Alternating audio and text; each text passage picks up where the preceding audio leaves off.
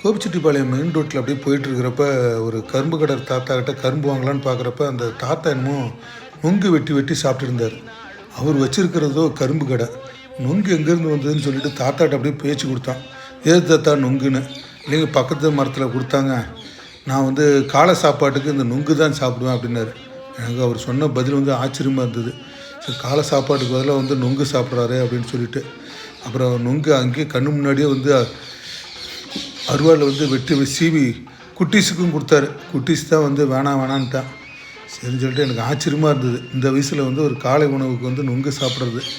சரின்னு சொல்லிட்டு அப்புறம் கரும்பு வெட்டி கொடுக்க சொன்னோம். அவர் அந்த வயசுலேயே வந்து கரும்பு ஜம்முன்னு அப்படியே வெட்டி அப்படியே கொடுத்தாரு.